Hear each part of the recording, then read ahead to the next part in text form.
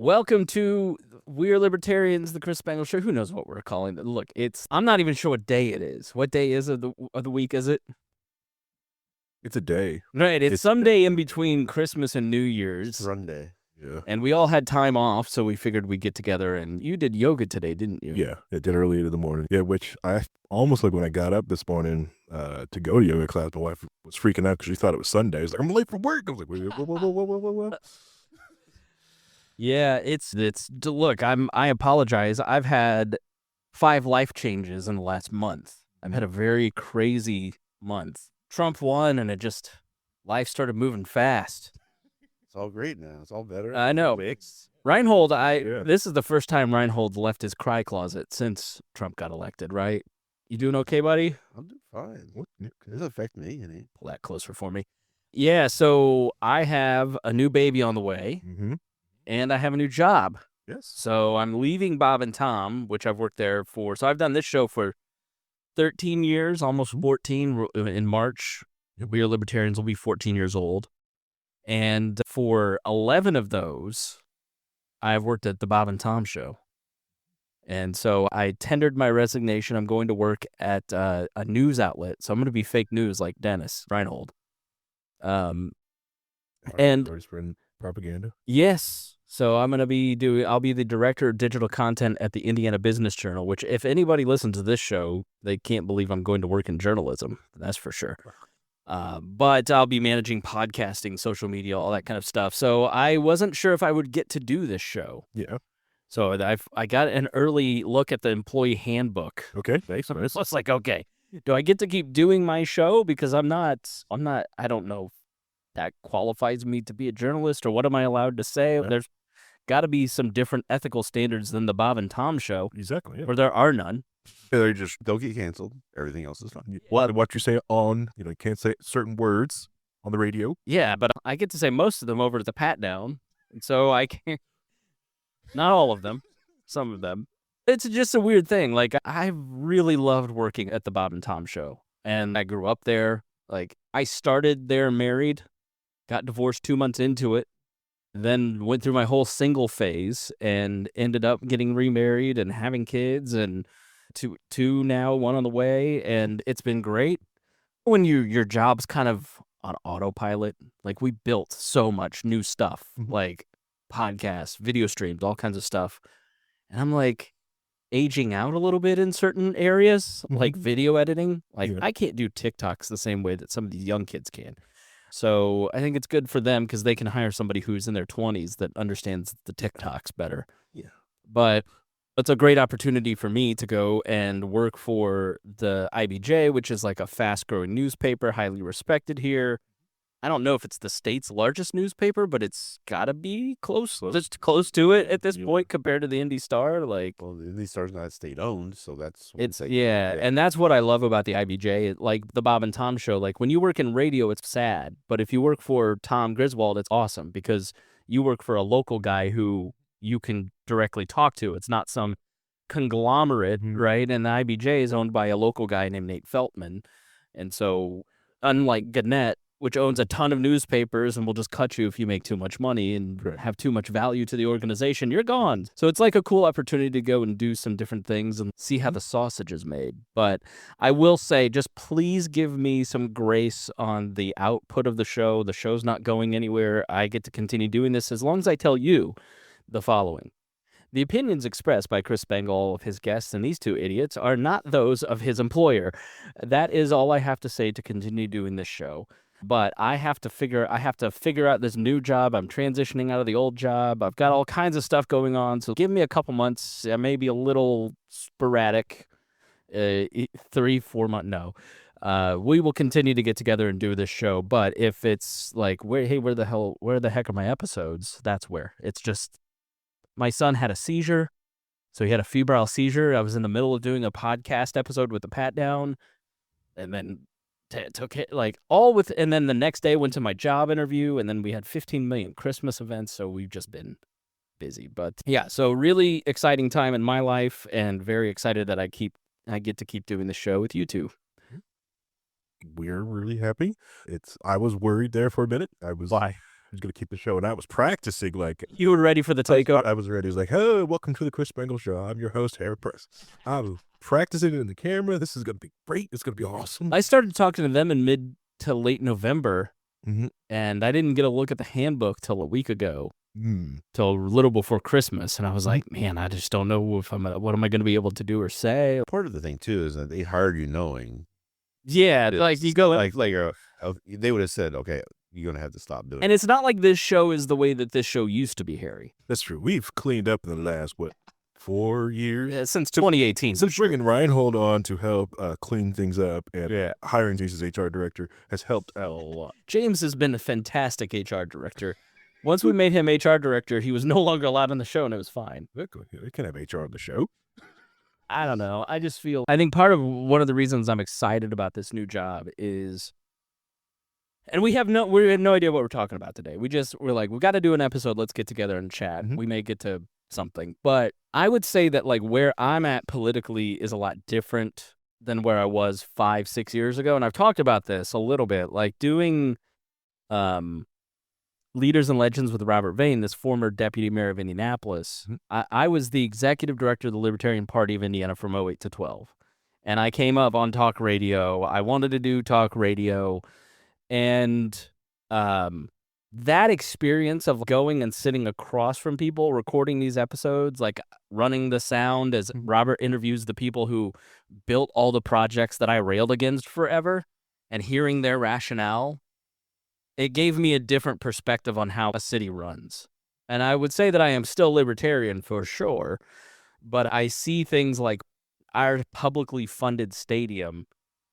I don't have as much hatred for it. I still wouldn't have done it the same way, but I look at it and go, okay, the 81,000 jobs that came up from that are undeniable. Mhm.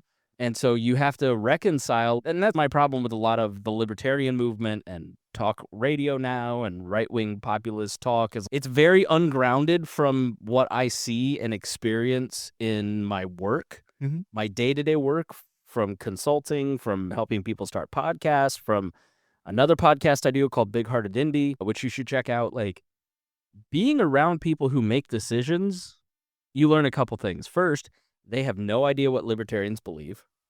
They're interested if they met a normal libertarian, but libertarians don't get off of Twitter to actually go meet them and try to talk to them and influence them. And secondly, the way that decisions are made are totally different from how they're portrayed on social media.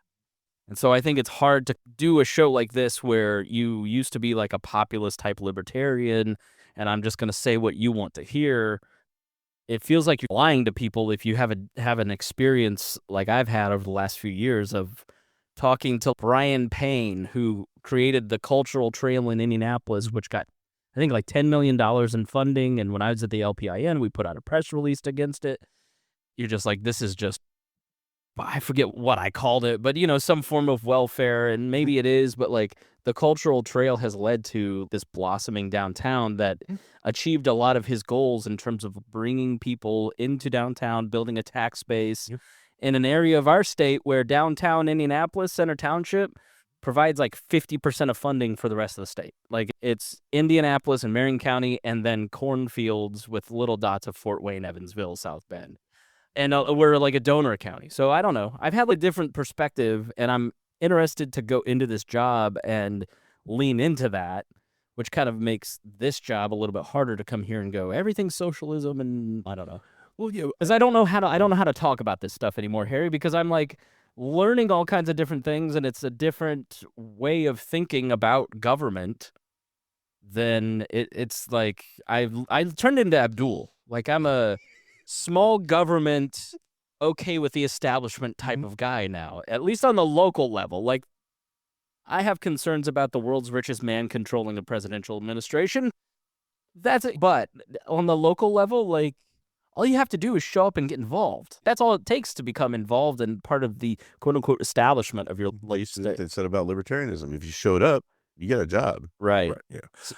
I think it's just more of a just growing up and maturing and taking more time to not do the knee-jerk libertarian response. It's what I always say. Once you take a time to actually think about it, you come up with you understand where Rhinehold comes out from most of the time.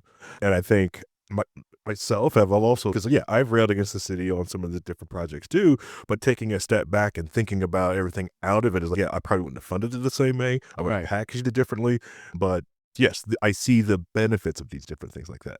That's why, because I get upset. People get upset with me all the time because I like bikes. I like public transportation, but I want it set up correctly and paid for and not be like net losses. The stadiums were great things that brought jobs to the city. The basketball stadium, whatever it's calling itself for this season, was designed to run in the red and was draining a lot of the different resources. Like, it did bring jobs in, but it was ridiculously underfunded, funded incorrectly. Yeah, like public transportation for me is like my wife has started this group attached to something called Embrace Grace. And basically it's crisis pregnancy centers talk to women who are unwed single mothers who are in financial hardship, possibly considering abortion, and they're just looking for community. Because what you learn really quick when you do what my wife has been working on is that women who are considering abortion usually are considering that because they have no other social structure around them, which is why 60% of abortions are performed by Christian women. If you read the book that we talked to the author, Alexander DeSanctis, Tearing Us Apart, that's a fact from that book. And so what she does is it's like a 12-week class, community group, and then at the end they throw them a baby shower.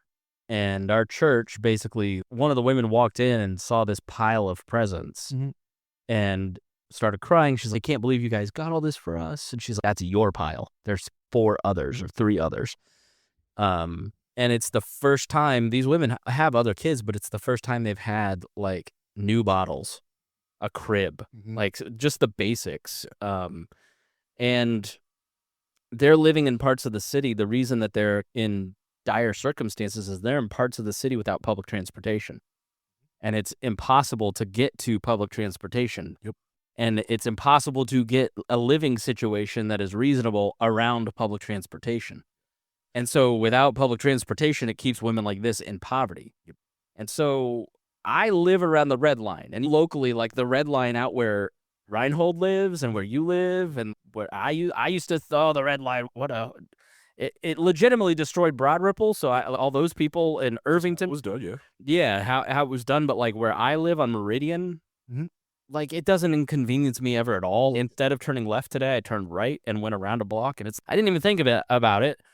But that red line is so vital for so many people living in different parts of the city. And I'm okay with, I'm not as mad about it as I used to be. Like I used to, when I didn't live around the red line and I didn't have an awareness of how that public transportation affects local people, like I'm okay with my living in the city and paying those tax dollars for that. It's just, I don't know, it's taken some of the sting out in terms of the white hot. I guess my priorities have shifted in terms of what makes me mad.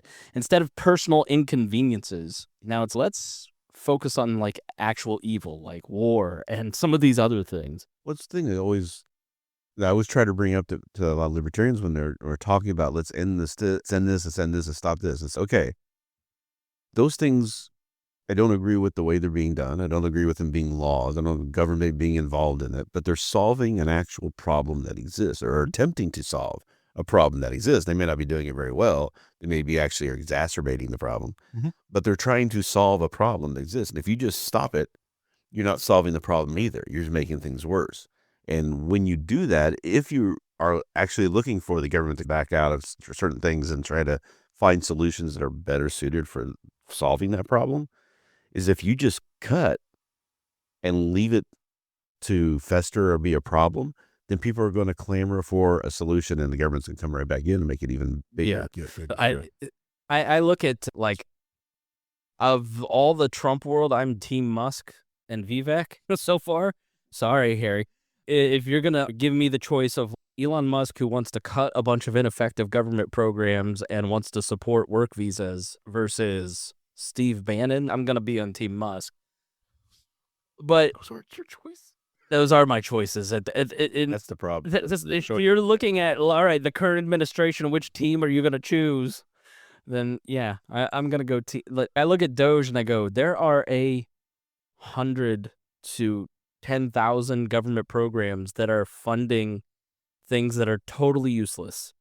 They're useful for fraud and should go. A lot of things what you're going to see is they're going to start cutting things that we would think are useless. Like they're already starting, we're going to get rid of the corn subsidies. We're going to start doing things, but they're going to affect farmers. Farmers are not going to be happy about that. There's people who are going to get upset about a lot of stuff. One of the things they're going after really quick is they're looking at cutting VA benefits. That's not going to go over well. No. Especially with the base, once they figure it out, once the Trump base figures out they're going after veterans. I think that's where the question for me lies. Like, how can you choose your priorities to be as humane as possible and give people time to prepare? But if you're looking at all this and you're going, all right, you don't have an option with something like Social Security is going to run out of funding. Correct. Yeah. And you're going to have to reform it, if not end it, or it's going to do it itself. Like in the 2030s, we've done episodes on this. Like you're going to get to a mandatory haircut of a third of everyone's benefits unless there's a funding fix in Social Security to actually fix it. And so how do you fix it? Do you fix it by ending it completely?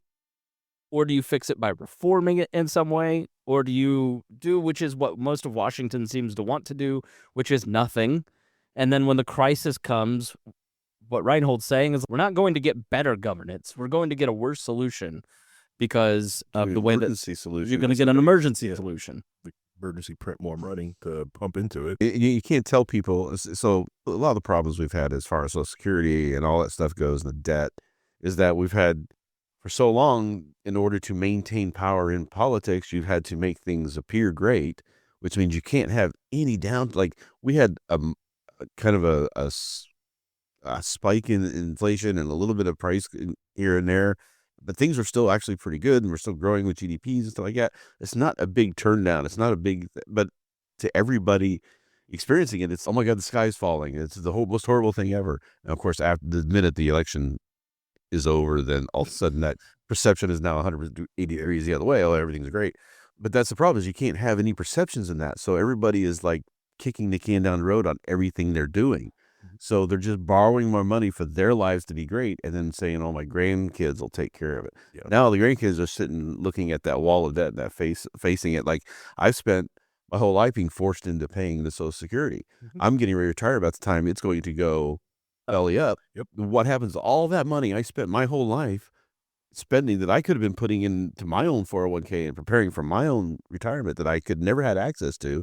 Now it's just gone. Yes. I'm the one that's screwed. So what do those people do? They're not going to stand for that. And Gen X is the people who basically voted in Trump. If you look at the percentages, that was the one age group that actually had a positive for Trump, and everybody else was negative on him, like on the voting.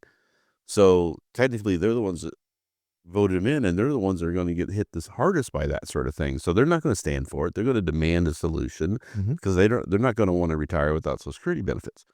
So what do? Oh, now we're going to have a bigger problem. And they can't fix it and get people out of the country and cut immigration, because those are the only people who are bringing in the money now, because we have a negative birth rate. Yep. We're declining, and we had the baby boomers are all retiring. And but you remember when DACA, they wanted to deport DACA students. Yeah. And it was like $20 billion in revenue generated by these 200,000 kids. Or that's something. The first thing they're going after. They're going after birthright citizenship. They're going to get all of them out of there. That's what they're promising to do. Whether it happens or not, we'll see. But that's what they're promising to do. And you can't have both things. You can't do all of that and not just deficit spend. And that's the other thing, is Trump says he wants to be able to deficit spend the whole time to make that happen, and it'll fix itself on the back end. I guess that never happens. This is where I'm at. I'm being candid in saying that, like, I don't have any answers anymore. Like, I guess, like, I have these, it's so deeply ingrained in me, Harry, to say less government, smaller government. And there's so many things on the table for me right now to I know the free market works. Correct. I know that the less money you take from me to throw it away in federal programs, the more money I have, just like he said. But I don't see anybody with any kind of plan right now. And I don't have the time to figure the plan out like I used to when I didn't have little kids. And I'm just looking for somebody to come forward with a plan. And to me, you want to make groceries cheaper by kicking everybody out. That to me is not the plan. Meanwhile, the other side is let's spend as much money as possible. I'm like, you don't have a plan. I just feel like in terms of my libertarianism and my libertarian journey, I just feel a little, I wouldn't say disillusioned. Maybe that's the answer, just like a little lost. Yeah. It's not at this point. It's not that you're lost. You just realize, like, one, you do not. It's hard to find the time to do this thought process. Yeah. Because it's easy to go, you know what? I'll just spin up another government program. Let's just spin the sucker up, or shoot something down. Those are easy thoughts, and to like grandize and get people and throw the red meat out to people. But the idea, like the plan to do something, that takes some actual thought. How we're going to do this. And yes, dismantling the government is a hard job that the libertarian will have to come up with. These are the hard talks that no one really wants to do. It's like, okay, that's fine. We want to get rid of this program, but how to actually do that? Yeah, and that's to me like where the Musk Vivek, and this is why I get why libertarians are attracted to Trump, because you're just going to cry about it. Like, you got to get rid of these programs. We can't afford it. We got to shrink the size of government. We've got to reduce war. We're just going to do it, and then we'll figure it out on the other side. But you need to meet the iron fist of free markets. Yeah, and we're just going to do it. If we had an actual free market, it would be a different thing. But right. We don't. And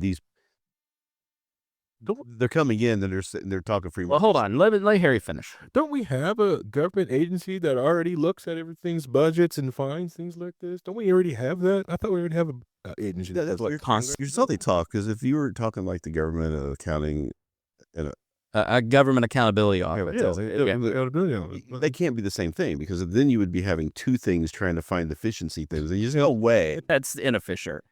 Yeah, you would know you'd have two people running two different organizations. No, but I think you're downplaying it. It's not like they're Rhinehold, but resources from that. To my point, people on the right, like myself, who have lived through George Bush and lived through the Mitt Romney years, and you're like, look, you can only mealy-mouth the malice quote of conservative is somebody who fights for the progressive ideas of 50 years ago. I'm mangling the quote, but it's why Trump has become such a force on the right, is because he's saying, look, I don't care about what's appropriate. I don't care about old Washington. I don't care about how things used to be run. Mm-hmm. I want results. Yeah. And to me, the problem with Trump is that he has no philosophical underpinnings that are fundamentally libertarian. But I think that idea of enough of your crap, start cutting, is what makes him attractive to me and a lot of other libertarians. Not that I support Trump, but I'm saying, like, are we going to actually make some change? Because if you're going to make change, you're going to have to do a lot of things that are very unpopular with a lot of people. And you're going to eat a lot of crap. And you may lose an election or two, but it's got to be done. And now tariffs and deportations, these are not the right way to get economic growth going in the correct direction. But that's where his lack of fundamental understanding of any kind of philosophy comes in. Mm-hmm. But I am attracted to the Doge Commission, where it just comes in, all right, fuera. Like, you look at what's going on in Argentina and the turnaround that's happening there. It's because the guy came in, said, I don't care, and just started cutting everything, and it's working. Of course, you don't think it's working, right? I'm not saying, I'm saying there's negative benefits. There's negative aspects to what's going on in Argentina, and nobody wants to talk about because they want to say, oh, he's doing a great job. Yeah. The problem, so he got to where rentals are down now. You actually afford rental properties. Right. But the downside of that is that you can't buy anything anymore because everybody's holding on to theirs because they're making the money on the rental process. Right. So you want to try to buy a house, good luck. You're not going to be able to buy anything down there. You're going to be a renter society for the next 20 years until that clears itself out. There's going to be negative aspects. Trade-offs. You're saying trade-offs. Right. Yeah. And I don't know how many times I've been in business, in companies that I've worked for or worked with, worked around as a consultant, where this comes all the time. New guy comes in, the CEO, let's cut this stuff. Let's cut this stuff. We're going to do this. We're going to do this. We're going to reform everything. Totally screws up the business. Mm-hmm. And they spend the next 15, 20 years recovering from the damage that's done by just coming in through with a red line and just cut. Mm-hmm. And not examining why the business is running this way. What's a better way to do it? That's the thing. This one Musk did it at Twitter when he came in. He started just cutting things, and he had all kinds of issues and negative problems with it.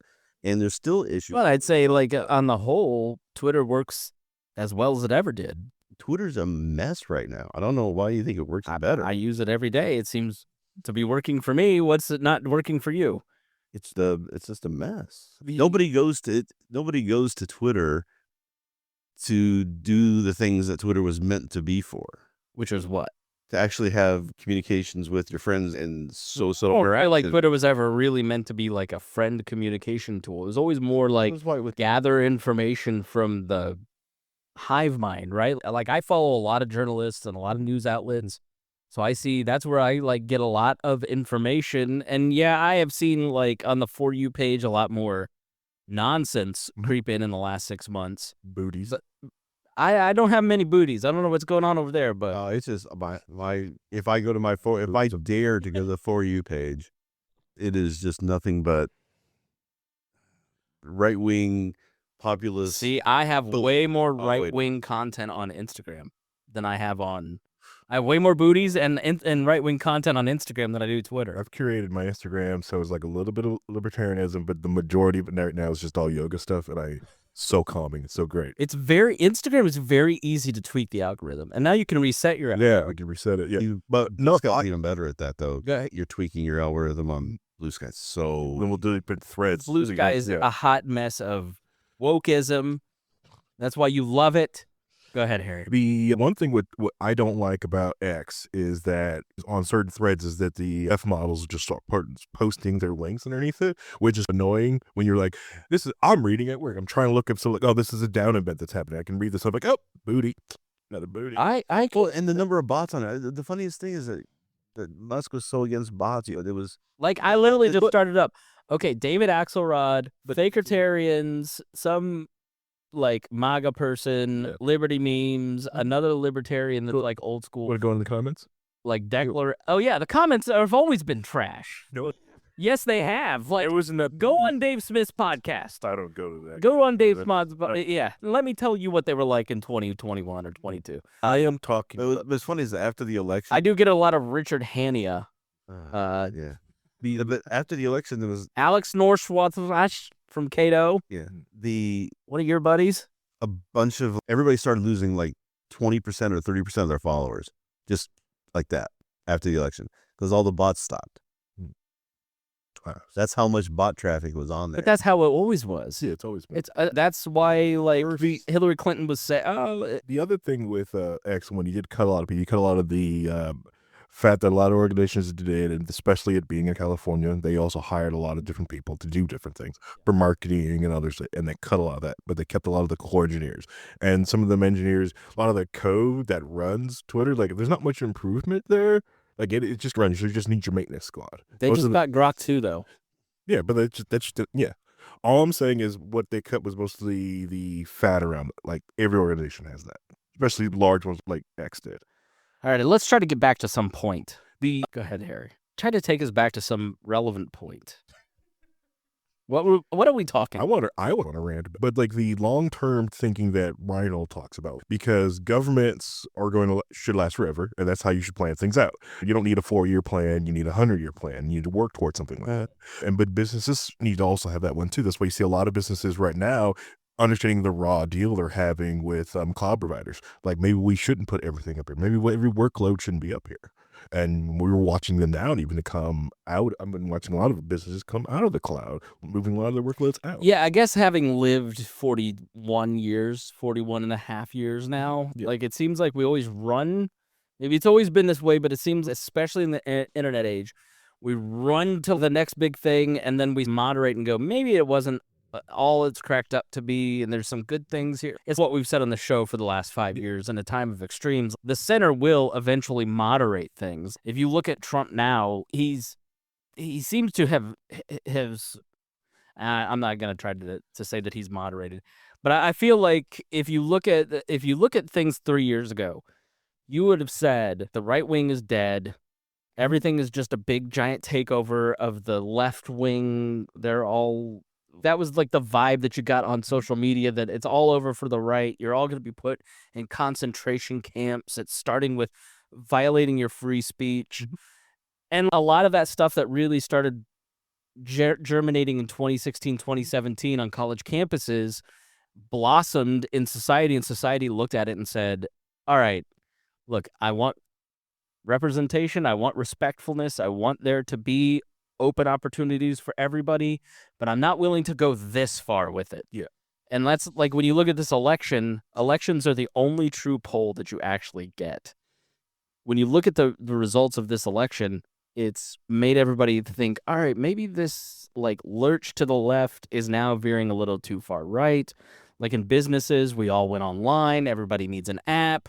Then you realize these standalone mobile apps don't work. Let's just like work within these frameworks. Let's moderate. Like in your business, I'm sure there's in podcasting, for instance, it's always going to be interesting people, like us, talking behind a microphone. Like how many different times over 13 years have I tried to innovate and try this, try that? Like just set up a camera, talk with your friends. Don't get fancy with it. Just do the one core competency. It always lurches back, and I think people freak out too much about this extreme, that extreme, and they take for granted the fact that everything eventually moderates. Like we think about the trade-offs. Like I want some government, but I want government to do these things. I don't want government doing all of this other stuff. I don't want too many regulations, but we need some regulations over here. Like I think that's where the average person ends up. And the same with like businesses. Yeah. And they don't really regulate the things that will help everyone on their day-to-day, like your privacy in the United States. Like it's what we have. There's a law in the books that stopped Blockbuster from selling your rental habits, which Blockbuster would be a powerhouse to this day walking around if they could have sold your rental, what is it? Yeah, like you check out Back to the Future 14 times. If they could have sold that, but they stopped that in the 80s. And the simple fact that we can't do this now to like the tech that we have, why do you think all these apps, if you want to know the real reason, all these freaking apps, all these different businesses always will put apps on your phone, is because from there they can take information. They can't do it from a browser. Yeah, Walmart just bought Vizio TVs, I think it is. Yeah, something like that. So Vizio TVs just got purchased by Walmart. Vizio TVs makes more money from selling the data of people who log in on their smart TVs than they do from selling televisions. And so they bought Vizio for the data that they have. Just the data. That's why some people, so if you don't want your smart TV to spy on you, because you can't buy one, you basically can't get it online. You can't let this thing get online. And it's part of what Google did was come out and said that we're gonna stop allowing third-party cookies. Yeah. Now everybody's freaking out on the advertising spaces because like we can't get the advertising information. So now everybody's gonna be, you have to log into our site in order to, and it's free, but you just have to have a login, and that way they can. So we went back to angel sites. Yeah. GeoCities. Yeah. No, like in podcasting, it feels like the era of the big tech giant like Facebook is over in some ways. Like people have rejected that. It's now big corporations. Like you can't see how big these corporations are, but like in the podcasting space, for instance, they tried to centralize everything.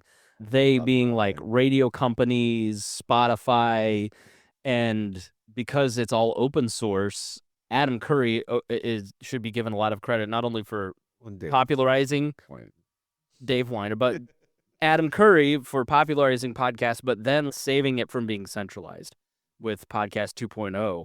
And so now podcasting is never going to hopefully have what happened to radio, which is like this mass centralization, hedge funds take over, cut your way to prosperity. Oops, we killed an entire industry. And how much of radio centralization was partially because of government involvement and the FCC licensing and all this. Right. It was a trade-off. We need to protect the airwaves, and then we need to open that up. And then we wrote the law to open it up to allow for something that libertarians would go, yeah, that was a great law. But then the trade-off 30 years later, for almost 30 years later, it was 1996. The industry, it just got killed by hedge funds. There's no other way to put it. And you can say, yes, they didn't adapt as an industry. They tried with like mobile apps, like the iHeartRadio app and podcasting. And there's been revenue that has come from those things. But when ultimately your industry is controlled by hedge funds, and like Bain Capitals and BlackRocks and Blackwater, whatever, all these different, they literally just go in and they go, oh, we're going to squeeze this to death. And now those same people who are running those hedge funds and the organizations are now running the federal government. Well, they have been. Don't act like, but Donald Trump came in and all of a sudden those people got carte blanche. Oh, yeah, that's new. That's new. That just happened. That just happened. Right? That just happened now. All of a sudden, that's what I love about Donald Trump being president, is that you get to see how it all actually works.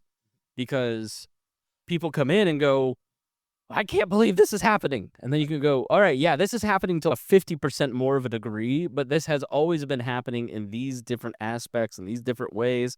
And people can go, oh, okay. Yeah. There just doesn't seem to be a solution. I do love that most regulations are like that, right? They're to protect the people who already have this stuff and to keep from competition. The way that, like, because like when Trump does something or talks about something, people investigate, they pay attention. Most of the time, like even with Biden, a lot of them went to sleep. They stopped caring. A lot of people didn't recognize his other moves that he was doing until it blew up. Or something. I feel like it's different this time. I feel like Rhinehold's not even wearing this pussy hat.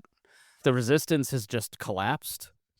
Like you're a little more in tune with the left than I am, but it just seems like there's no marches in Washington. There's no resistance. It's eating itself, right? Yeah. Oh, really? Yeah, they're fighting. Oh, yeah. They're trying to determine why they lost to such a horrible candidate, and they've decided that the problem is they need to embrace populism too.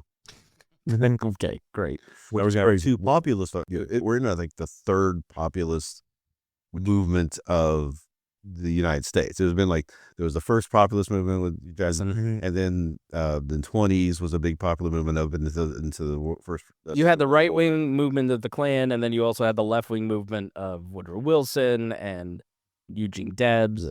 So that was all populism. That's like the second phase. And now we're going into the third phase of it, where populism gets tried. Populism fails because there's all kinds of issues with it, because it doesn't respect individual liberties. It tries to do mass think. You fall victim to I can't say the word right now for some reason. Demographic? Demagoguery. I don't know why I couldn't say that word. For some reason, my mind just had a Biden moment. So that's going to happen now. It's all going to fall apart again, and we're going to recover and come back. It's just like what happened with the Libertarian Party, where it's like, we've tried this right-wing populism coming in and taking over, like the Mises Caucus. That's happened 2 times before, and it fails, and then we go back to doing the right way, and then somebody comes in and takes over again. It's ebb and flow, a cyclic thing that happens, and we're just Well, the problem, like, at least for the right-wing populism, other than mass deportations, I don't really know what they want. It seems to be a lot of immigration.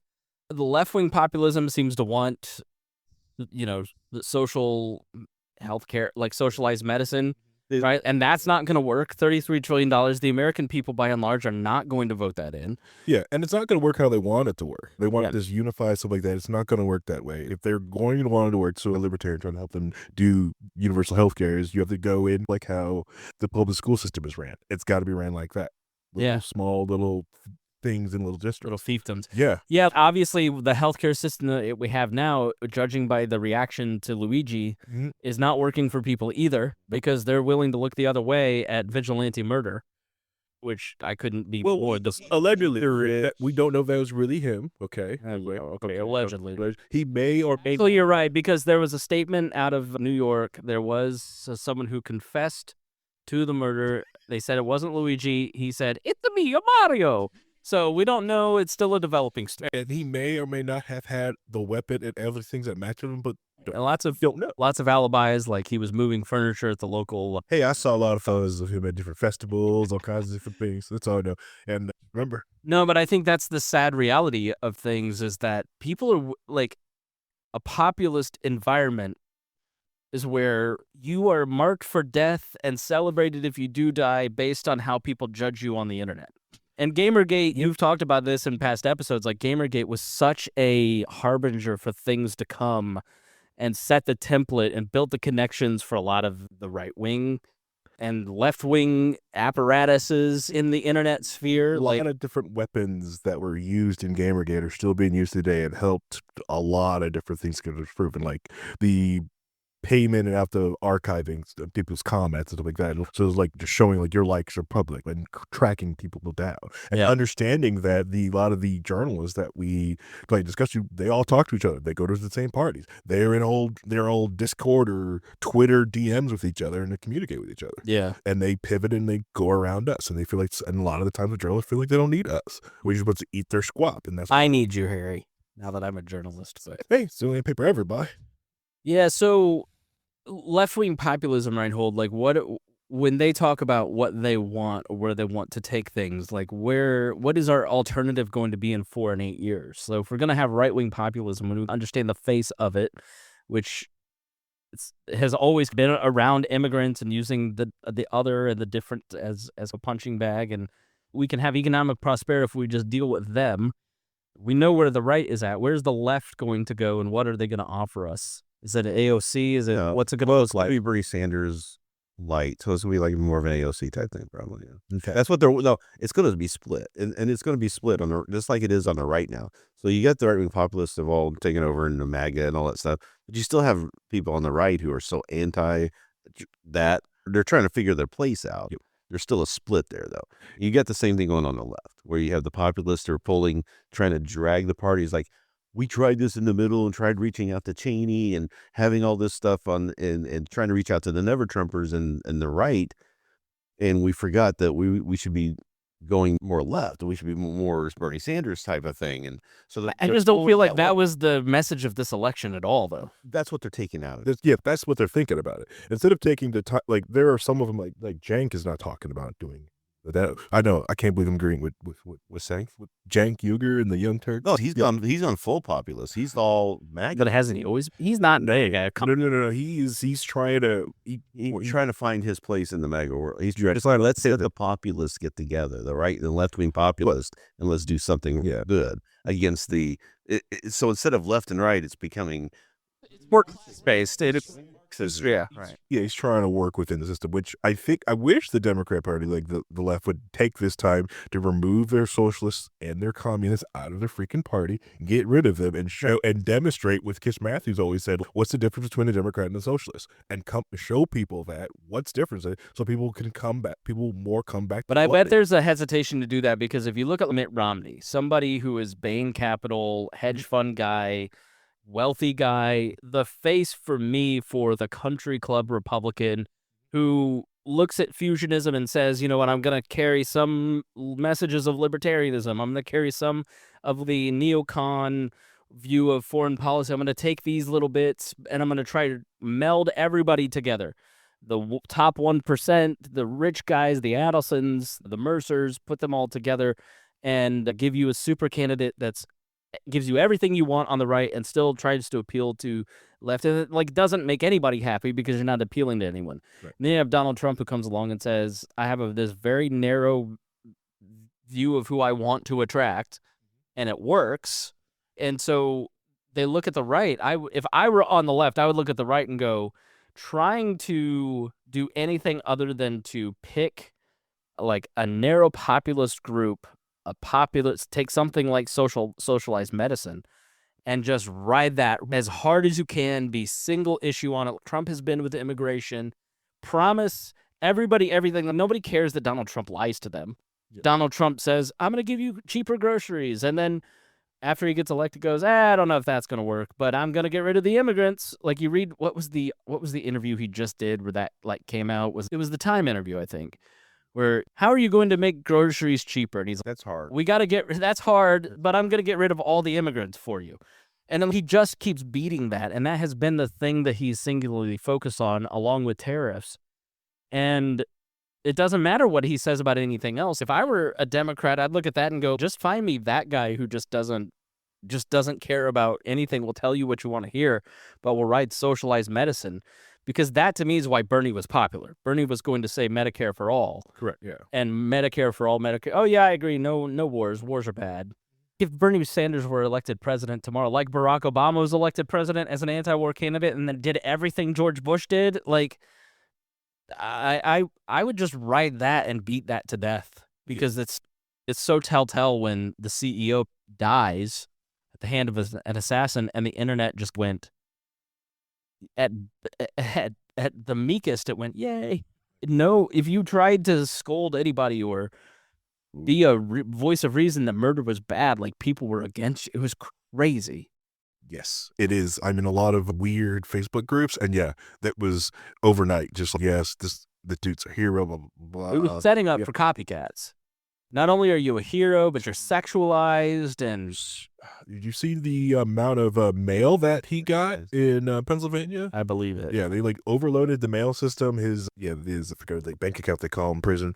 That was filled. Its commissary was it was filled. Oh yeah, like $48 million probably. Probably tons of cash. He's they're overloading the systems for getting the thing. But and it is copycat. I've seen people like getting punching. See people getting punched in offices over that. So I don't know if it's gonna make a copycat. Hopefully not, because yes, murder and vigilante murder is bad. That bad. I feel like we're solving nothing on this episode, Harry. What are we talking about, though? I think we're more just, since we're at the tail end of the year, discussing what's happening, what we can see in the beginning of it. Yeah, I guess There's a lot for me, let me ask this. Okay, if you're us, okay, libertarians, we want to see limited government. We want to see a roadmap to limited government. I would say that I'm more of a reform libertarian, the most hated kind. Yeah. A person who would like to reduce the size and scope of government, but try to reduce the amount of harm that does to people as you do it. Yep. Convince people that this is the way that it ought to be done. Yep. I feel like that is very not in vogue. I would like to see less war. I would like to see, I don't have a problem with us forcing Europe to pay more and asking, what does the UN do? What are you good for? Why are we funding the Ukrainian war? Why are we doing these things? At least asking why we're doing these things. Because so much of what we do in foreign policy can't be questioned, and that seems insane to me. I'm a more conservative person. I live out my Christianity in a pretty conservative way. I don't think that I should tell you how to live. I think it's best for people to live the way that I think they ought to live, but I'm not going to put a gun to your head. That seems pretty out of vogue. If two gay people want to be married and adopt kids, then I don't know why there's a problem with that. But I had a conversation over Thanksgiving where this is the problem with the vigilante thing. I was talking to a former libertarian who is a libertarian in their mind, but I'm not a libertarian anymore because I'm not a monarchist, and they're way down that road.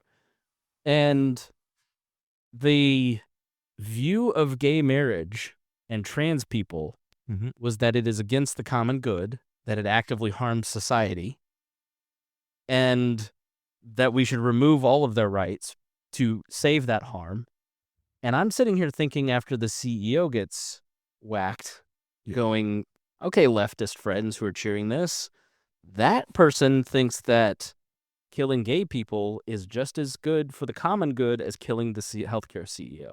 Do we really want to all go down this road, like where we all just decide arbitrarily with our own guns who gets to live and die? Because that's barbarism. That's not actually a society we want to live in, right? If you were against the CEO being killed, you should also be against the young black man on a construction site being killed in Georgia by two hillbillies. Correct. Yeah. Like vigilantism is wrong. Yep. I don't know. Is there a place or a path for libertarians who think like libertarians in 2010? Reduce the size and scope of government, reduce public entitlements, protect socially liberal causes. One thing what has always hit me, which especially Rhinehold's probably heard this probably 10, 15 million times, because every young libertarian goes different, is that libertarianism is not anarchism. It's not anarchism. I can have anarchist thought, I can have an anarchist belief, I can have anarchy as a goal, but libertarianism is not anarchy. Okay. There is a proper spot for government to do things. And I think a lot of libertarians don't believe that. They don't want that. Well, those people that didn't believe that when we were doing this show 10 years ago now don't believe that at all. They believe in a very conservative Orban-style government, which is the fascinating thing to me. Correct, yeah. That those libertarians who are anarchists, who couldn't be reasoned with about what role the government ought to play in our lives, and they said none at all, shut it all down, collapse it, those people aren't libertarians anymore. They're now monarchists. Yeah, MAGA, which is... They're MAGA. They're voting for Trump. Yeah.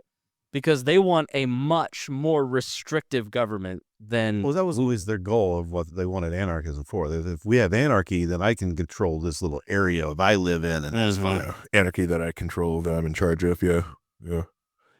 Which is... It's sad. But, like, I always found that very hard to also to go with too. So yes, there is a proper role for government, especially the federal government, and the way you go for local government. I think even being involved in your local government, you realize, okay, I needed to do this, I needed to do that. These is a small thing, but when it goes outside those areas, that's when it freaking sucks. It's not that, how can I put it? There is a path, but it's going to take a lot of work that a lot of them don't want to do. They like that easy path. Mm-hmm.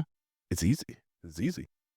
Yeah, it's hard. It's hard to persuade people, and I think a lot of the people that I talk to, like this person that I was talking to, he's very much like a lot of other libertarians I talk to online, and I've seen over the last since COVID that slide towards, it's not conservatism. Like conservatism, properly understood, is like conserving the natural rights tradition. It's okay. There's a word, there's a dictionary. But if you say that word, people stop. No, but it's frustrating because there's no way you can learn anything if you don't look back at history and understand what happens. And we're just repeating the same cycles over and over again. But I think the frustration that crowd feels, the anarcho-capitalist of 2012, who is now a monarchist in 2025, they feel that persuasion failed. They failed at persuasion, and now there needs to be guns pointed at people's heads to make them realize that they're right. And that's the way that I interpret it. It's always funny because they would say, we want to win in the marketplace of ideas, and they lost in the marketplace of ideas, and now they're upset. Yeah, they're upset. Well, I don't know that they lost because Donald Trump just won with a lot of their themes. How could you say that they lost? It depends on what they were saying. If they were saying limited government, anarchy, blah, blah, blah. Yeah. The ANCOMs at the time. Good ideas don't require force. That's what they were saying. The ANCAPs at the time were saying that's what they wanted. Now they've embraced a different thinking. Either they were masking what they really wanted before, now the mask is off, or they decided that what they wanted isn't ever going to happen and they're going to embrace this now. Because I think it's the second. I don't think that people I don't find most people who identify as libertarian to be BSers. Like, not a lot of, I do think there's grift and there's definitely it's a lot more now, but I think even then that grift label gets overused. I think people don't choose to be like a political outsider for no reason. Like people who want to go along to get along and will tell you what you want to think. I find way more of those people in the Republican and Democrat parties than I do in like the Libertarian Party. Correct, yeah. But I do think people who are libertarians or have been libertarians or who, whatever variety you claim, they are people who think deeply about a lot of stuff, do a lot of research and homework. There's just very few people who are glib about it because you're making a choice to be a freak. In a lot of social circles and political social circles, it's not been. I look at the people that I was college Republicans chair with in 2004. One of them runs Augusta golf course, right? Because those guys went to work for the Mitch Daniels administration and got good jobs and climbed up the social ladder because they were participants. And I worked for the Libertarians and I had to fight my way to work up into where I'm at, right? But it's, you don't choose a harder path where you're going to get 3% because you just want to lie about being a libertarian because you want to be different. So I don't think it's about them lying about it. I think it's that they're outcasted from the others, the other sides. Yep. And libertarianism was where they could feel like they could be with another group that kind of allowed them to believe what they wanted to believe. A lot of libertines are like that, like the pot smoking Acapulco people who just want to have threesomes. I find that, yeah. I'm thinking more of the Sons of the Confederacy people. Okay, yeah, more like militant. Yeah, that's always been the hard citizen person. Those types of people who just were getting pushed out of the neocon Republican movement. And what's funny is those people were way in the Libertarian Party and the Libertarian movement broadly until the Tea Party. Yeah. And then they got sucked into the Tea Party, right into the MAGA movement, and now those people wouldn't identify with the LP if their life depended on it, which I think has been interesting.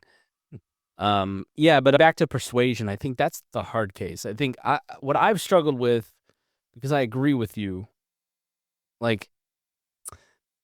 someone at church listens, and they said, I really liked it. I never thought I'd listen to a libertarian podcast. And there's a Pat Down listener. She was the only Spotify Wrapped person last year. And she said, I just like to hear different viewpoints on things. I find so many people in the Pat Down audience willing to entertain what I have to say because they know me personally. And I'm not trying to libertarian-splain thing. I don't know. I've been somewhat, even though in the libertarian world I've never been less effective and impactful, in the outside world, I've been able to translate our ideas, or at least make people think, oh, they're not all this way. They're not just all jerks online. I think it's easy to persuade people, but you may not always have victory with it. Like, you just have to be, if you're going to persuade people, it's like being a Christian apologist. Like, you can argue with Richard Dawkins all you want. You may not change his mind. There may be 200 people in the crowd listening going, oh, I never thought of it that way. Wow, that's a good point. Seed planting, right? Now Richard Dawkins says he's amenable to Christian culture, right? After 30 years of all this. Yeah. But I don't know. I think with persuasion, your goal is, the people who love the MAGA movement, who are libertarians, love the idea of winning. That's their goal. Yeah. As opposed to making people think, building a relationship with people. And I think that's the thing that, like, I had a hard time with the Mises people. It's like Michael Heiss didn't want to have a relationship of any sort with me. He wanted to use me as a tool to build his base. Mhm. So we have two totally fundamental paths on how we're going to do this thing. Like, and I'm never going to be your friend because you see me as a useful tool and not as somebody who could be a partner in spreading your message and persuading my audience to think the way that you think. Like, it's audience capture versus informing people. Persuading people. Correct. Yeah. I don't know. So I find in my situation over the last 2-3 years, more people are willing to listen to me, and I may not be converting all of those people, but at least there's a lot more seed planting than I see in other folks who do the same thing, right? It's been interesting for sure. I think the most powerful thing that you do is that you're out there doing things. So you're a libertarian that does stuff. You're a libertarian that has a family. You're a libertarian that goes to church. Yeah, you're active in your community. You help people out. So when people like so it's easier for you to plant those seeds because you're actually out doing different things and changing and absorbing information. That's one thing that we like doing with Low Key is that I'm sorry, what was that? With Low Key. What is that? It's a podcast on the We Are Libertarians Network. Oh, I remember that network. It's great. It's a great podcast. I think it's put out more episodes this year. What do you do on that network? What's your goal there when you're planting seeds? Which is more of the idea. So when people are like, hey, these guys are cool, I like what they're doing, what is this libertarianism? So they've got somewhere to go for it, or they think about it. So it's neat. They're neat. I like them. I like their content they do. They talk about the same things I talk about. They're just railing about different things. It's just being out there and just doing stuff. There's a great analogy that I see in the Christian community. This is, I was part of it for a while now, and then again and out again. Yeah, we asked you to leave. You're the only person ever. It's really weird. We were suggesting, but you have the people who Unitarians are like, get this guy out of here. We sit there like, John the Bells owes me $5. So it was always go ahead. I know there's always, to me, the way that Christians are supposed to be spreading the message is by living the life that they believe in as much as they can, and show that to everybody else. Be generous, be loving, and people will see that and go, hey, what makes them so happy? I have all these problems, and they seem to be good spirits. They seem to be helping people and loving and caring. But then you've got, and I think that's more effective long term in planting seeds and changing minds. Yeah. But then you've also got the fire and brimstone preachers who are telling everybody how wrong it is, and that amps up energy and amps up emotions, and will get somebody in a quick hit type of thing. There's just a lifespan on that. Yeah, there's a short lifespan on that. And I would say, like, in the Christian community, to carry this over, like, I studied apologetics because I thought I might run into a lib at a Starbucks and might need to argue some theory of God, and did 6 days happen, or was it 6,000? Whatever. Man, I use my apologetics training for my 6-year-old. She's got me up against the wall constantly going, what is this? What is that? What is that? She's a very smart little girl. But that style, there's a great, I'll have to put it in the show notes, but there's a great podcast that I will tell you about in just a second, because it's Justin Brierley did this podcast, The Surprising Rebirth of Belief in God. Okay. Now, this guy hosted a podcast called Unbelievable ? Where he had atheists and Christians debate. And like 20 years ago, in the early days of the internet, this was a fascinating podcast because I realized how much of our political discourse in the world that I swim in was shaped by like that idea in the early 2000s to 2010 of arguing atheists versus religious people, Christians, and Gamergate. And he talks about how the pump got primed in the movement of the new atheists versus the Christians and all these different debates. And you see the way that like the libertarian world plays out. Let's have a debate, right? That's all descended right directly from the world that Justin Brierley helped create. And he's talking about how many of those figures, how many people in the community that were like atheists have now softened towards faith or have become Christians. And it wasn't because of a really good argument and a magical set of words that unlocked the key. It was because those people formed relationships with the Christians that they were debating, and the personal relationships unlocked their heart, right? And that's where I think we go wrong. Like this appeal to young men where we can just, in the heat of battle, create the right phrase or the right set of circumstances or whatever that's going to get everybody to think it's like very immature thinking. Yeah. The way that it works is that you build relationships in your community, which is why I'm really excited to go to this next step in my career, because it's not about, oh, my job sucked, I need to leave it. Like I was literally working at my dream job. It's just this new job is going to allow me to build so many more different relationships within Indianapolis that I wouldn't have access to otherwise at this job. So like I can be more effective by meeting people who are effective in larger numbers, and I can make a bigger impact. And that's the thing that I noticed is none of these people knew anything about me when I was head of you were in the Libertarian Party. How's that work? That's what Jim Kittle asked me in 2019, former chair of the Republican Party here in Indiana. He goes, oh, you're in the I always wondered, what goes on over there? How do you raise any money? What are you doing? Blah, blah, blah, blah, blah. Saw Mitch Daniels last month. And Mitch Daniels, I didn't realize that I hit a tripwire, but he's, what is it with the Libertarian Party? And he knew some fundamentals, but he was the governor when I was the executive director of the LP. He was generally unaware of what was happening. And that's on me. But it's just the way that libertarians think about things and do things is just, it's not worked. And yeah. Because they need to have more funding to hire people like you, but at your stage, you're an expert and you're very expensive now. Yeah.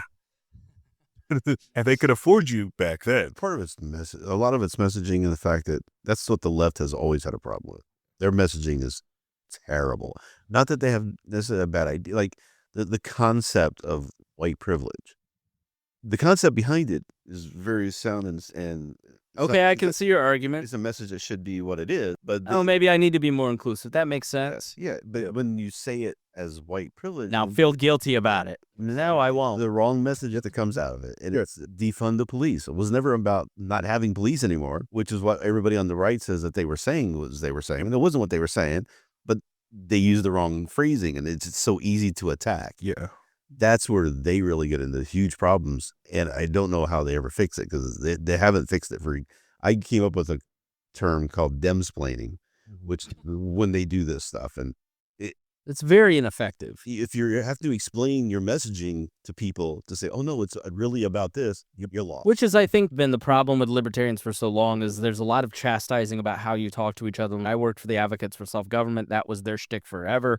Here's how you properly talk to a human being. And you automaton? I don't know. I think for me, like I'm struggling, Harry, with what's the point of it all? Why be politically interested? Well, see, why even bother, right? You have young kids. I have young kids. Rhinehold has a job and a life. And what's the point of doing any of this if it's not, I don't know. I'm struggling with what's the point of even saying you're a libertarian or doing this podcast if there's thousands of people that listen to this, which is why I continue to do it and in the struggle of it all. But I wanted to be honest, like I want to hear from you, audience, just like I want to hear from Harry right now, but like, what's next for the libertarian movement? Where do we go? Because these populist guys, they're not sticking around. No. So what's next for the term libertarian and for the people that hold that? I think what should come next, what should be doing is one, I think the both of us probably need to put a bigger fire under Rhinehold to help, one, get another show out this next year, 2025. I guess so these Rhinehold podcasts get another episode. Podcast he's been talking about for 4 years. Get another episode. I had one episode out in 2013. Just like in church, people need to be reminded of the fundamentals. And I think Rhinehold doing that more often, talking about that, just going back, and so people have that bedrock of libertarian philosophy. First off, just have to have that. Don't advocate about closing anything down. Just understand what it means to be a libertarian. But I don't know, and no disrespect to Rhinehold, because this is not a commentary on him. Yes, it is. No, because I've had this thought too. But if you look at the last election, right, people don't vote on general themes. So I think part of the problem for libertarians for so long, and I've done this too, like coming here and talking to you about the non-aggression principle, it just doesn't meet people where they're at. Yeah. They want to know how you're going to solve the problem that they have. And so that's where like Liberty Explained to the podcast that I've got, I'm like, man, I could do ChatGPT episodes where I have it write me some script about like self-reliance. Yeah. But I don't know if that's actually what people need or want, right? Like they seem to want somebody. So why is Dave Smith and some of these other guys successful? They give you the enemy. They give you the solution. They tell you the way to solve the problems to get rid of these people and for you to be superior to them. But they're like, every solution is like, it's quick. That'll get you to next month, but that'll just destroy everything. You have no idea what you've just done. So first principles are great, but is that persuasive in this day and age? I don't know if it's more persuasive, but it helps. To me, it will help just remind people of why, help people remind people where they are and what to do something, to help guide people back to north. So while they're coming up with new ideas and coming up with more thought, they're reminded about like why kicking back, so they can bring things back. Because because a lot of the things like that, because a lot of times I will talk about things that were done with local government, and a lot of people say, you don't sound too much like a libertarian. To me, I do, because it's more of taking a program that doesn't only going to exist, whether I'd want it or not, making sure it can be funded correctly and have it run correctly. Like I think one thing that you can move a lot of waste, especially from local government, is just let government just work like they're on the same page, like they're on the same team. Most of the time, a lot of especially local government waste is because they don't act like they're on the same team. Yeah. We've got this big, beautiful library downtown Indianapolis, right? It's gorgeous. It's beautiful. Stinky, but yes, gorgeous. And then when they decided to make a new bus hub, they built one new one instead of making it part of the library and building that up and making people like, I got to wait for the bus at the library. That's awesome. That sounds amazing. Are you talking about Central Library or is it where you live? The Central Library, yeah. Okay. But I was where I live, so like out there in Lawrence, so we've got the Purple Line, right? Where they put the Purple Line station, right? They built it 3 blocks away from the brand new library that they built. So, and there's nothing around the library. Triton just closed. Ivy Tech is thinking about leaving that building up there, so it's now just around a bunch of single-family, expensive luxury houses of people who already have cars. This is awesome. Yeah, I think local's the answer, for sure. I think getting involved in the local and like in issues that actually are heart-centered, like human-centric. Like, to me, if I put it, like housing is so personal to people. And it's one of those things that Republicans don't really think a lot about housing. Democrats think a lot about housing on the local level. And there's a libertarian solution for a lot of it, like removing regulations, redoing certain zoning restrictions. And there's no free market voice in local communities talking about housing. That's something that I think is deeply personal to people that libertarians like us could connect on in local areas. But first, you've got to do the work of going to a couple city council meetings, maybe reading a local newspaper, understanding the issue, contextualizing it for your area, and then wading in. And maybe that vehicle is running for office in some political party, libertarian or not, and like focusing on an issue that people care a lot about, because I'd love to buy a house, but it's really hard for us to come up with the down payment. Okay, here's what, blah, blah, blah, blah, blah. And here's how we can fix it on our local, and I'm going to be the one to do it. Correct. Or writing, like going back to the old school advocates for self-government 1990s programs of write some letters to the editor, start a local centric podcasts like Boss Hog of Liberty and talk about housing. Because I guarantee the reason it's hard to build housing in your area is because of pay-to-play zoning, big projects and developers interfering and controlling the regulations and zoning issues in your area. Like that to me is like a great place to start. That's not sexy on Twitter, and you're not going to build like a national like libertarian audience doing that kind of podcast, but who cares? Like, you're going to get out in your community. I think what Jeremiah has done out in Newcastle has been like the model for so many different things and people, because he shows you that he's a normal guy living his life, talking about normal issues, but also tilling the ground. And he's the moderating voice. Like when the Republicans and Democrats want to have a debate, they come to the Libertarian and his podcast to have a debate. Right. So I think that to me has been a great model. It is something I'm going to attempt to start up next year for my little town, because I'm used to, like, because I'm having to, our town council meetings are on Zoom. So I'm usually sit there and I'm having to take information from there and I get on the Facebook group and go, this is going on here. Right. And it gets very tiring. I wish I could just make a podcast, just dish it out. And so I'm going to pull clips. Yeah, pull clips and just do it, because I got upset because the NIMBYs talking about you can't build these apartments, going to lower everyone's property value. And I'm like, the thing is, it's not going to lower everyone's property value. They're building apartments next to a railroad tracks and the other open field next to the other apartment building. I don't know how this is going to lower anyone's property values.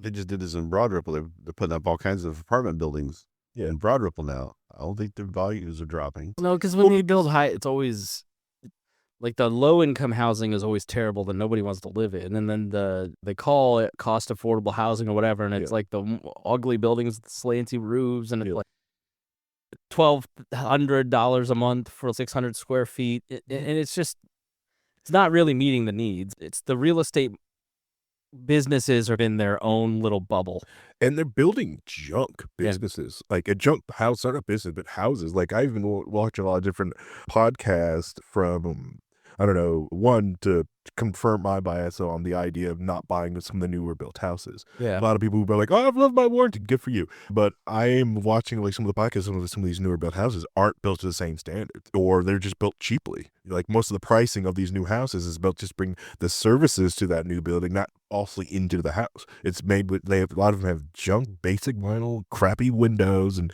crappy thing built inside of it. If you look at in the bones on a lot of those houses, I had a friend of mine who bought one of those and ended up having to leave after a while, but they had a problem. We looked into the roof and the ceiling had come down on the side. We were looking at how the roof was made. This first floor ceiling as opposed to the second floor. And the 2x4s were in there really weird. They had 1x2s holding up certain pieces. And this is terribly built. Yeah. Most of it is slapped together. Most of it is junk built by hedge fund run major corporations. Like the building that we're in is owned by a guy named Rex Fisher, who moved to Fountain Square and decided he wanted to make Fountain Square a great place to live.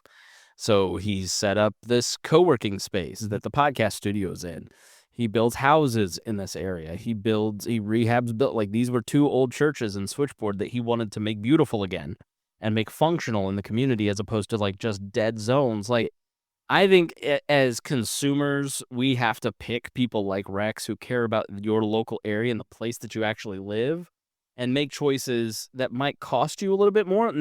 Now, here's the crazy thing.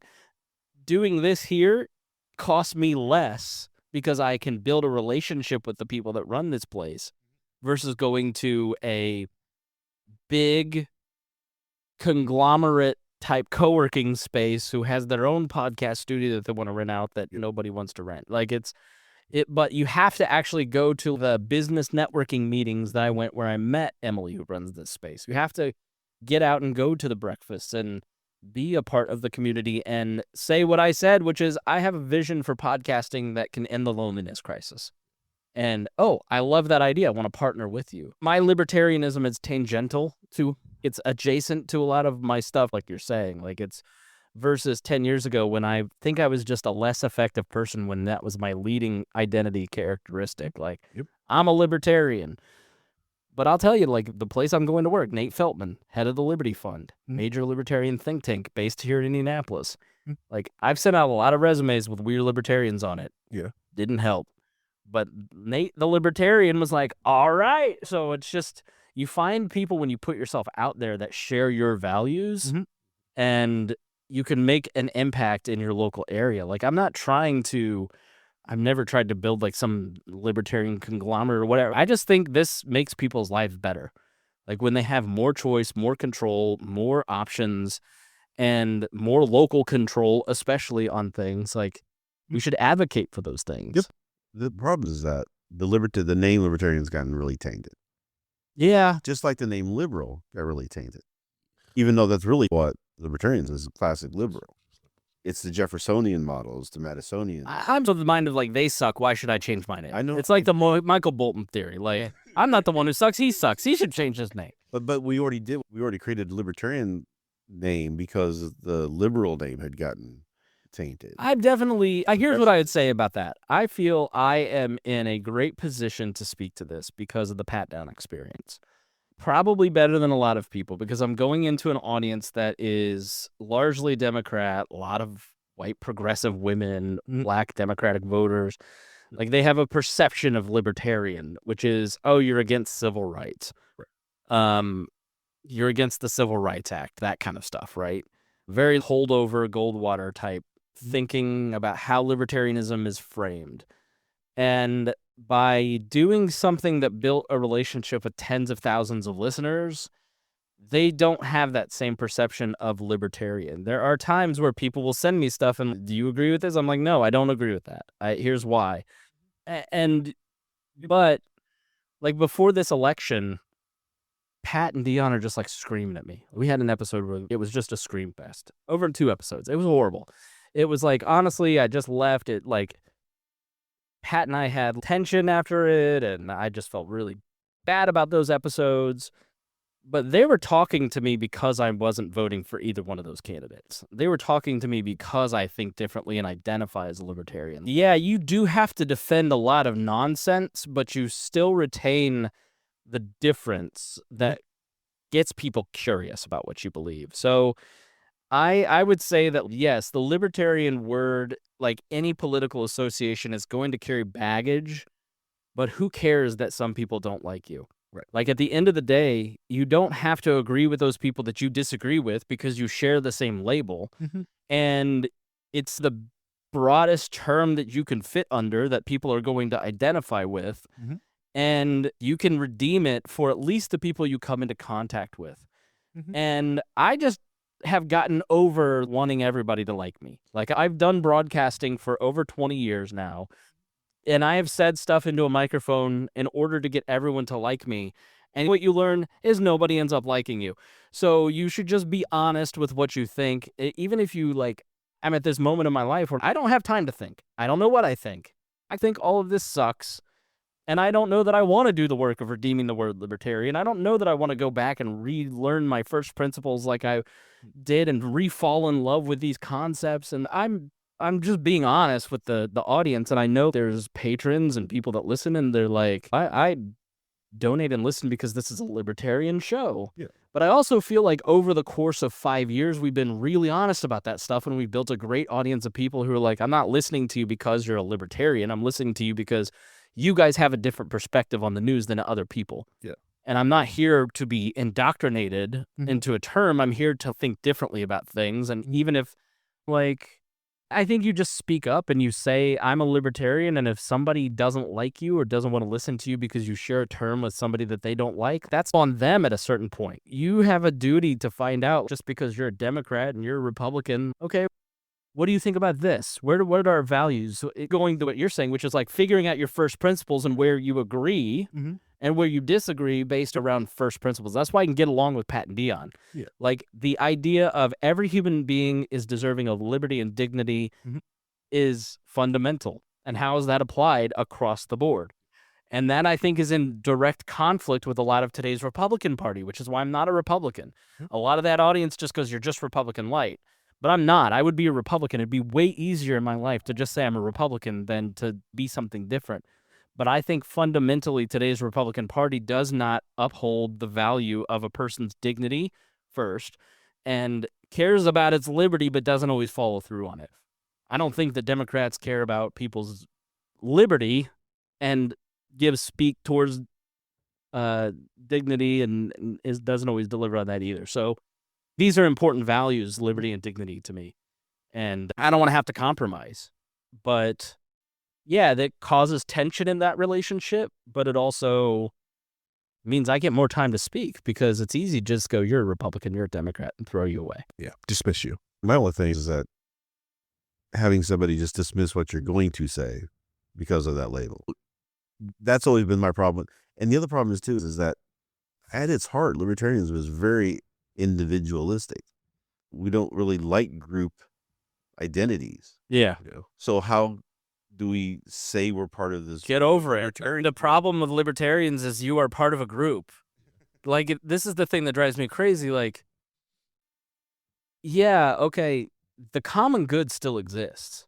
Like, it's the Christian conception of the common good. It's not, I think the left tries to co-opt the idea of common good and we're all passing laws for the common good. And that's not what it is. It's everybody rowing. Like, I'm a libertarian because I want the common good to flourish. And I think that happens best with free markets and more individualism and respecting the liberty and dignity of the individual. But Ayn Rand individualism doesn't work for the common good. You can't just treat every relationship and business opportunity from a selfish perspective. Correct. And so you don't have the option to just be a stranger alone in the world.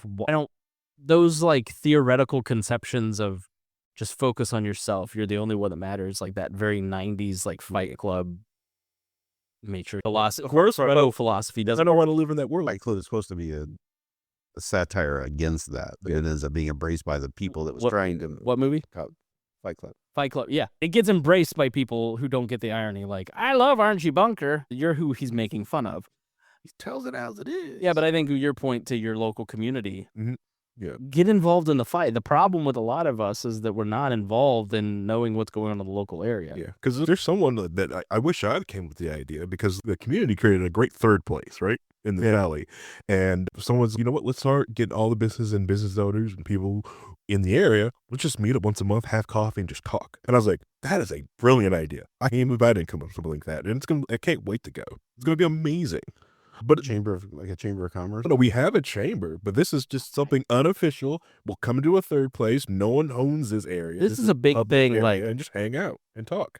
Associations without associations. This is becoming a thing that nobody's talking about. Like, people want community and to get together, but they don't want to have to pay a membership fee. They don't want to have an ID card. They just want to show up and have coffee and and a hierarchy and all that. Yeah, all that politics is bunk. The one thing that's missing that has been driven out of our culture is this idea of the third place. Yes. People getting out of their houses and going to a place where they can exist, form a community that don't have to spend money at, and just be with the people in their community. Yeah. We have, and a lot of them have been destroyed and taken away, and so like, it just seems weird and foreign to us. But like overseas, in a lot of different countries, this is normal. When you go to Europe, for instance, you'll see a lot of cafes and a lot of like open spaces and that's a third place. And so it, like Carmel here in Indiana is the richest city in the state, and it takes a lot of bunk for that, and they like have a lot of public financing of third places. Yep. And things like the Palladium. But like last week, did you go to the Crystal Kindle Market? Yeah, isn't it nice? Yeah, we went there last week, right? One of our patrons from Louisville, Matthew Durbin, drove up from Louisville to go to the Kinder Market or Kindle Market. It's basically a German Christmas market with ice skating and Santa there on the weekend. Wine, which is mulled wine, hot wine. It's amazing. We left early on the 23rd because it was too crowded. It's super packed. Too crowded. I want to go the first weekend or the last. You want to go in the middle. Yeah, you got to go in like early in the middle or whatever. You want to be in the middle. You want to be the first or the last? You want to be in the middle. But they have Midtown, which is like a big open space with a bunch of restaurants, and you can live and work in a space in Midtown. Correct. And you can walk through that area. The Arts District. Yeah, and it's something. And these people, what is also like with Jonah Carmel, is it is the richest area, right? It's easier to get things done, and they have more free time to actually influence Indiana politics. That's the other thing, because their areas is more opened up to everything else. They're way more networked because they have people that get together. And I did a campaign commercial that I don't think ever got used for a guy named Jeff Worrell, who's a Republican, I've come to find out. But I knew Jeff for 3 years before I ever knew what party he was in. I just knew this guy loved Carmel and was like, is its biggest fan. He's working on a project around civility that I really like. We get together every once in a while. I'm just a big fan of Carmel and Jeff, to the point that, like, I would go and do a commercial for a Republican or Democrat. I figured he might be a Republican since it was Carmel, but I didn't know. I just know this guy is really great at championing, and he convinced me that Carmel's awesome. And I was for a South Side or West Sider, like, you're supposed to hate Carmel, right? Yeah. But they use these third places to build community. And that community is so attractive that people are traveling from Louisville to come to one of their third places. And it helps fund a lot of different things for the city. It's just, that's why so many local communities around Indiana and Indianapolis are now building third places and performing arts centers and all these things, and farmers markets, because they're trying to attract people like Carmel was. Some of them are doing it dumb and wrong. It's a lot of the things, because Fishers is stupid. If you look at the way the Fishers are doing, it's dumb. They need someone to come in and help. These opinions are Harry's, not mine, remember? Just so they're clear. Like, Because you see what employee handbook. If you go and look at what Fishers is doing, I see, but this is... It is not. It's too car-centric. Fishers is too car-centric. Yeah. You got to get people out of their cars, get too many stupid lights. And then the way Indy was is try to get people out of their cars and get out and walk around. Right. But they're doing the fun stuff first, not the hard stuff work. This is what ticks me off, because I've been living in downtown Indy for 3 years. They closed the circle, half the circle to traffic. Yes. And they put up like fake grass and picnic tables and games to play and concerts, and they do all kinds of fun things to attract people to come to the circle and hang out on half of the famed circle, Monument Circle. We love it. Yeah. We walk the 35 minutes down with our kids down to the thing. We hang out. We get ice cream. Eleonora plays with some blocks. She knocks them over. They have a good time, and we would walk back. It's a fun, healthy thing for us to do in a third place here in my city. Yep. You would think that they were massacring baby goats on the circle the way that these suburban people talk about this thing. This is the dumbest waste of taxpayer money ever. These are people who are never going to visit. Yeah. These are people who are not coming down to it. Or my good friend Rob Kendall, who works in the building next to it, he just hates it. He just thinks it's so stupid. It's like, why don't you just go enjoy it with your family? I don't know. I look at it and I go, you really have to constantly hate everything?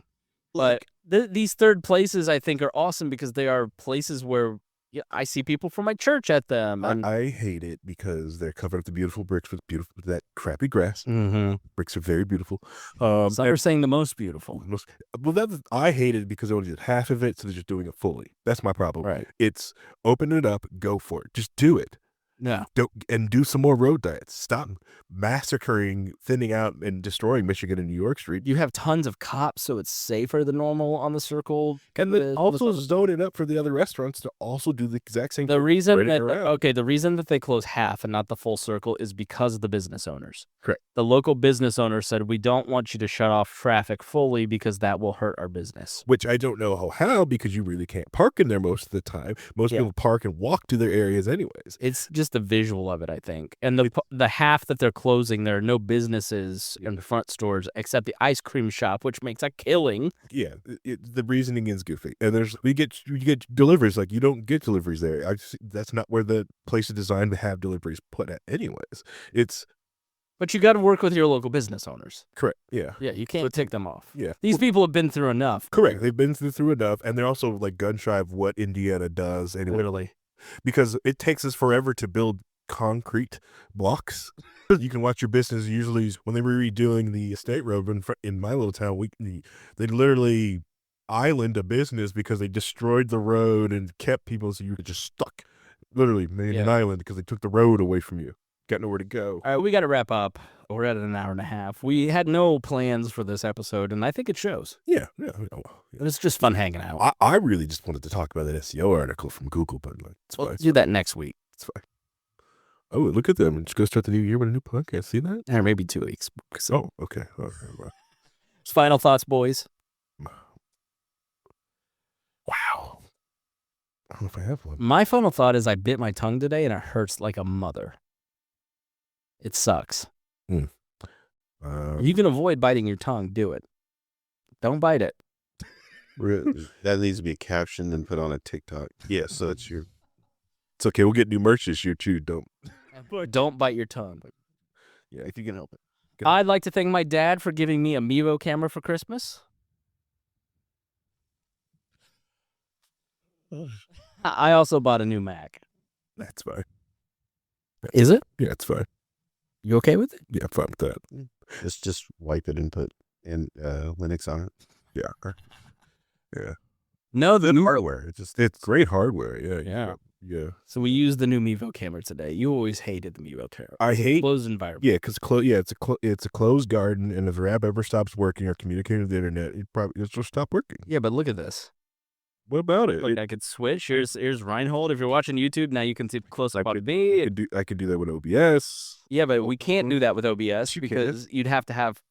I have one camera instead. I've got 4 shots here. No, you can do that with OBS. You just needed a better camera. Now the problem was I forgot to switch it off, so it was looking at Rhinehold while I was talking for 5 minutes. So it's okay. Nobody watches the YouTube anyways. It's fine. That's true. Yeah, no one really watches the YouTube stuff like that. But yeah.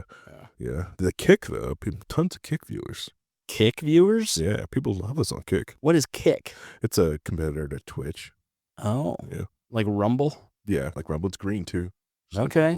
Yeah, but is anybody on Kick? But there's a lot of banned people. Weebs? People who are banned on Twitch are on Kick. And waifus. But the main thing, going back to your comment, I was like, be careful of what things fund people, because it's a lot of businesses right now are either funded by hedge funds, or which we're finding out from coffee is that they're either run by gambling. Yeah. So it's either, which I think the gambling epidemic inside the United States is going to be. I've got thoughts on this. Terrible. And they're Chuck Colson-like thoughts on gambling. But like this is a real addiction that people have. Yeah. They'll spend hundreds of dollars a week on like Farmville and Township and these games. So these gambling crises. Yeah. These gambling hotlines get calls from people who are addicted to Township. Like, and they get started early because, like, my daughter wanted to play this game because a lot of her friends in her summer camp was playing it. It's this goofy little game, and it's just like a little dress up like that. And there's like, well, can I have some money for the game? I have no problem buying skins. Whatever. Sure, I had $2, $50 skins. No, I found out, I was looking at the store, like, wow, you can easily dump $1,000 and still add everything in this game. And I realized, like, oh, this is a gotcha game. This game is meant to be gambling and get you addicted to get the new clothes and all this stuff, put money into. See, there's a line, because there's certain games that we play that has microtransactions in it. And it's a way for like a game that's basically free to pay the development for the game to keep going. So, but it's never, you have to pay this in order to get there's no gambling really involved. There's no push for that. Like Guild Wars 2 is another. Okay, you can buy jails, you can buy skins, one from Blizzard, and stuff like that. There's some that are more trying to get you into it, and there's some really unscrupulous people who do put those games out that are more bad at it. But yeah, the games we normally play are like nice to have. I stopped playing Roller Coaster Tycoon on iPad because it was just like you can't play the game without watching 10 commercials. You might as well just buy the old retro roller coaster. Tried. Eleanor really loves designing roller coasters that kill people. Then buy the old one. I tried on Steam, but it doesn't work with Mac. The one that kills people doesn't work with Mac. I thought they were fixing. Oh, just shit. Yeah, you probably should be. We'll talk. You can download Steam, and you can. I'll show you how to get past that. Okay, we can show you past that. Because she really loved this, because she could design coasters where people fly off. Especially with your Mac. Your Mac is probably powerful enough. You probably could just boot up a Windows VM. Parallels is just a Windows VM and leave it off in the corner. I've got play a Steam game, just stream it over. 2 Macs that have a lot of power. Oh, okay. You could just buy one little PC in the corner or a Steam. That's probably what you should do. Honestly, you're probably a Steam Deck user. We could probably buy you a Steam. You probably should buy a Steam Deck. Like, you'd be better. You're probably the target audience. We don't have Steam Deck. We don't have video games at our house. Really? So why she loves going to her dad's house because she's got the Switches and the PlayStation. On the Steam Deck, you can play Civilization 6, 7. This can mobile on your thing and be able to hook it up to a TV. Nice. And it's small, it's lightweight. You don't have to worry about a gaming PC because it's just a little handheld. I don't know about you, but we really limit video games and tablets. Like she's got to play with her brother. They're playing a lot now that he's almost 2. Like, no, we have times like yesterday she got to watch kids playing Minecraft on her tablet. She was ecstatic because I normally don't let her, but I'm like, it's Christmas vacation, enjoy yourself. But like the rest of the time, educational videos. You're going to be smart. Certain games you should limit. Certain games it's unlimited, right? There's that Prodigy math game that she loves from school. Yeah. And that like she'll play it for hours because there's a little strategy. You attack by having to solve math problems. She knows, like a year ago, she was saying like triple consonant words because of some of these YouTube videos. Like some of it's really educational. Yeah, Peg plus Cat. If there's really good math one on PBS. Okay. There's some games like especially on the Switch where you let some of the platformer ones. I like that one because they're problem solvings and strategy and looking things ahead. Those games, no, unlimited. You can play as many hours. Yeah. This game. Why can't I play that? Because you're not doing anything other than just like sticking things. You actually use your brain process and think. Go ahead. Because kids learn more from play than they do from anything else. Yeah. This used to use when I was younger to play Railroad Tycoon because I was like, I'm learning how to manage inventories and move things. And what do you think you do with Azure? Okay. But like I think what is the other one? Because my daughter's very good at typing. So if there's typing game on Steam, she doesn't like doing it because she likes doing the lower levels, which are fun because you do more of the game. But I make her go off and do like harder ones, and you come back and do the fun levels. Yeah. Because you barely get her friends that come over and are like, "How are you so good at this?" I was like, "It's game. It's game." Yeah, like that. We haven't really thought much about the educational stuff, but she's getting into the age where like we went to Christmas and her cousins are all watching their tablet while they're like her friends all are playing video games. You can't say no video games ever. You can't say no tablet ever. But I do think you can direct it to more healthy things. And she understands like the reason you can't watch these things are that they're nonsense. And then these things are educational because it's making you smarter and she wants to be smart. Yeah. So it's been like quite the negotiation the last year trying to figure out what's appropriate and what's not. Yeah, it's just creating good habits of treating like treats. My daughter doesn't really drink a lot of like soda pops. Yeah. Because and a lot of kids freak out when they come to our house because we treat a can of soda like it's a dessert. It's a treat. Yeah. What can I have for dessert? You can have a can of soda, you can have a cookie, or you can have a cake. Sometimes she want a soda. Yeah. And a lot of first like, soda's not a dessert. Yes, it is. It's 160 calories. You go out to a restaurant and it's a big day when she gets a soda. Yeah. Not water. It's not an every time thing. Yeah. Like when I was a kid, I was drinking 4 Mountain Dews a day, which is why I was a fat kid. I don't know. There's it's all about moderation, I think, is the lesson of this episode. Yep. So all things in moderation. Yep. Yep. So what I'll hit you up for some of those. Message Harry so you can get some of those games. But thanks for watching and listening. It's good to come and talk to you guys and hang out with all of you and hang out with Harry and Rhinehold and just get together and chat. We're going to do more of it in the future here, but just give me some grace. Just give me a month or two. I've got to figure out my new routines, and I could do a podcast at 3 p.m. on a Tuesday, and it didn't matter because I had full control of my schedule. I have no idea if that's going to exist still. I think I have to be in the office a lot more, so I've just got to figure out new routines with my family first, and then you guys. Just please be patient with me. Be gentle with me. Be okay. All right. We'll put more episodes out than you this year. Like low key, more. I bet Brian Nichols started beating me in terms of downloads for the first time in the last month. Gross. I know. I know. I have to work harder. All right, everybody. Thanks so much for watching here on We're Libertarians and the Chris Spangle Show.